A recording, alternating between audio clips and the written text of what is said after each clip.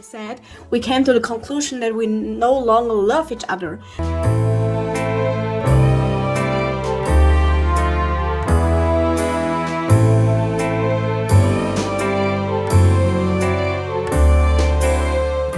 Here we are with It's All About Relationships. I'm so happy that you're here. Today we will talk about my personal relationship story. I will take you to the behind stories of my relationship. I will share with you some stories I have never shared before.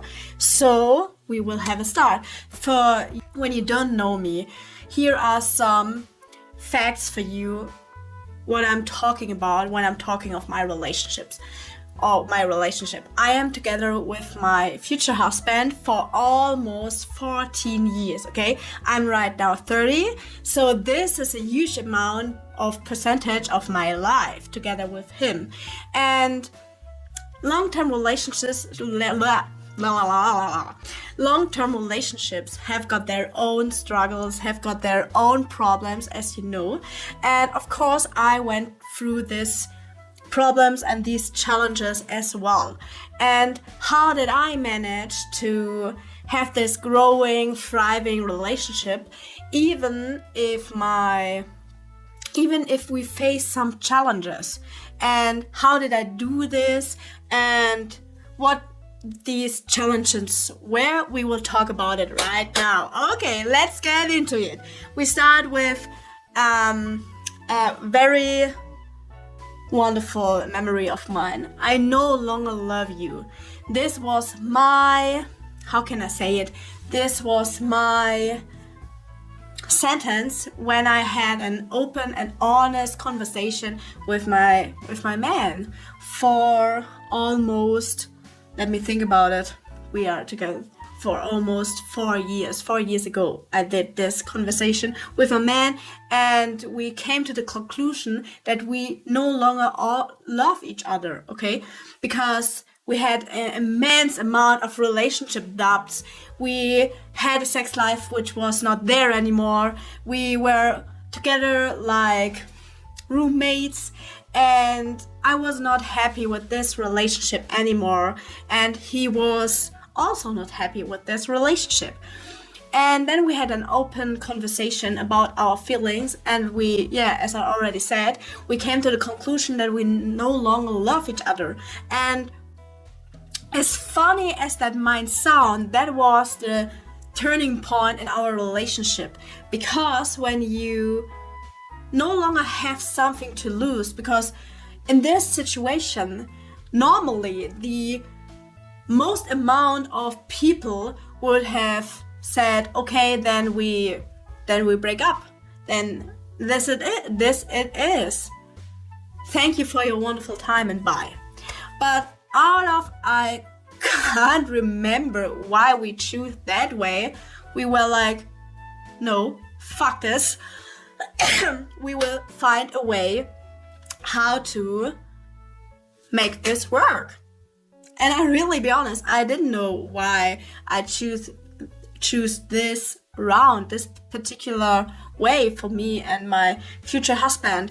And we needed 2 years to finally realize that were so many things wrong because we had worked on our relationship, but not on these deeper causes, okay? We just worked on the fruits, but not on the roots of the problems. So, of course, there were always these arguments, and there were these fights, and these little, how can I say it, moments where you not really appreciate what your partner do for you. I really didn't saw it, what he did for me these days, and it was all the focus on the negative sides on this relationship. So the first golden nugget I want to share with you is you have to choose if you really want to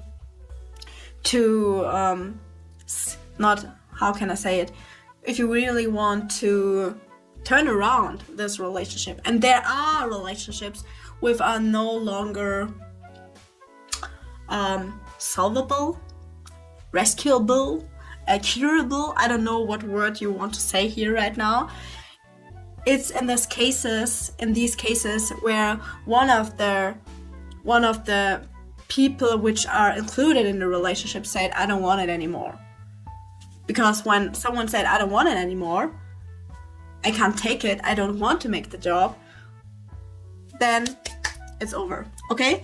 So we said to us, we want to work on this. We needed 2 more years to finally figure out this was a complete mess. And then what happened then? I decided to leave our shared flat. And I wanted to have the reality check if these moments of my life which I blamed my relationship for, why I can't do this or why I can't do that, are really a thing of a relationship, or maybe they are the problem, or they have the problem because of me. Hello, it's me. I'm the trouble, it's me. So I came to the conclusion when I went out, when I had my own shared flat with some wonderful nowadays friends of mine, that there were many facets in this relationship in which I was not really truthful about what I really felt, about my deepest desires, about my connection, about also my femininity, because I was so long in the I can't figure it out on my own, that I didn't know what it was like to be led, what it is like to be taken care of. I couldn't appreciate it. I couldn't see it either in his movements. And there are people who say relationships are 50-50. This is not true. Relationships are always 100 and 100. And let's be a little bit more honest right now, because there are times in relationships which they are not 100-100. Maybe they are 150 and 100 of commitment. Okay, this is not what I want to say, that you always have to deliver something in your relationship, especially in times when you were ill or pregnant, or there are times in a relationship when people have to support each other, but not out of the I have to mentality, but out of the I want to support each other. And this is the most important thing for you to realize, with an open communication, with an honest communication, if this is the way for you both. Okay? And yeah, this is really, really important to say, because there have to be a security net where you can say, okay, I can't take it anymore. Can we can we do a different kind of way? Can we do it differently? So we're often faced with the end of our relationship, okay? And when we just look at our human design, or we look at our astrological signs, okay, we were the perfect fit. But nevertheless, we were able to doom this relationship for not only one time, but only a million times. But nevertheless, we just figured it out, and I wanted to work was bigger than my fear of missing out, my FOMO or his FOMO, or all of the social media conceptual ways where people will tell you this is the perfect relationship. Because there is not such a thing like a perfect relationship, except it's a perfect relationship for you. And this was also a big realization for me, because I was always comparing my partner, I was always comparing myself, I was always comparing my relationship. But of course, when you're comparing things, or when you're comparing your partner, of course he thinks, oh, she's not that thankful. When you do it out of an intention of fear, because nowadays I compare my partner and I said, oh my God, how did I finally found you? I'm so happy, I'm so thankful. So you get the point. The intention is a really important point. So we had a lot of financial troubles in our relationship because of financial traumas, okay? And we will talk about these topics more on this channel as well. Woohoo! Because when I faced these problems in my relationship, I had a real problem that nobody was talking about, financial trauma, in the topic of relationships. Because what is financial trauma? When you experienced as a child that that your family had big problems with money, that you had to be the secret keeper, so pss, pss, don't say anything to your mother, pss, pss, don't say anything to your father, pss, pss, don't say anything to blah blah blah, okay?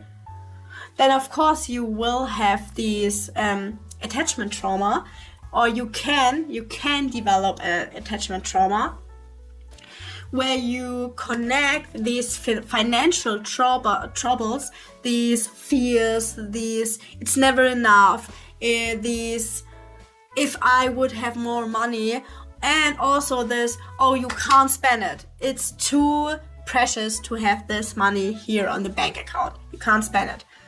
And then you develop a special kind of financial pattern. So maybe you're a spender, you're a saver, and everything in between. And then you meet a partner of yours, and he has got a very different financial pattern as well. And we will talk about it as well, because it was a really hard topic to figure it out, how to heal this pattern, to be finally in peace with money, the first one, and to communicate the feelings, the doubts, the fears around this topic, even when your partner have got a complete different perspective on money. And how do you find for yourself a pattern, and how do you create a frame for your relationship? Not for you, not for your partner, but for your relationship, because your relationship is the third, how can I say it? The third one in your relationship. There's you, there's your partner, and there's the relationship. So you can create a special financial frame for your relationship, as well for all the emotions, as well for guilt, shame, jealousy, and so on. So, and because of these topics, I was this time not the one who were faced to leave the relationship, because I did sooner. But my partner asked himself if I am the right one to marry. So because we were engaged in these areas. Luckily, he found out I am the one for him. And I want to add here something, because I was so long not able to say he's the one, because I was afraid to make a failure here, or make a mistake is the right word here, that he is not the one. And how do I know if he is the one? Till this time, I really don't know he is the one, because I never know something on this planet, okay? But I have decided that he is the one. Even if he is the wrong, I don't care, because he is I choose him. And I know there are so many people out there who get right now a heart attack, because they say, oh my god, I can't do that. I can't do that to choose him, because what would that mean for you? And this is a really important question. You can journal on it. What would that mean for you to choose someone in his good and his bad times? Are you allowed to make a new pick? Just asking. And don't be so hard with you. There are a lot of attachment traumas behind it. There are a lot of different attachment styles, perspectives on these topics. We will talk about this here as well. So stay here. I'm so happy. Really, I am. And yeah, where are we right now? We will marry each other in 6 months. I'm so happy. I'm so nervous. But I came to the conclusion that these challenges were wonderful for our relationships, Because it's not about the perfect relationship, not the perfect social media relationship. It's not about going through the perfect times and we were always laughing. Okay? It's about who were you, who were your partner, and who were your relationship when you were on your lowest. This is where characters made. This is where the real decisions are, because everyone can have a really nice, wonderful relationship when everything is fine, but only the best can maintain it through hard times and develop these relationships to an even more thriving or more deepening connection here, to a more thriving relationship. And this is really wonderful. So treat your challenge not as like you're doing something completely wrong. So treat them like this is the sign to step up and you did something completely right. Because when you are more honest, when you are more open, when you are more in love, you will realize that the parts of your life, of your relationships, which are not aligned with these feelings, will fall apart, and of course that will hurt you. That is tough. So with that being said, oh my god, this is my story in a short amount of time. I'll be happy to share it with you and be happy to see you soon. Bye bye.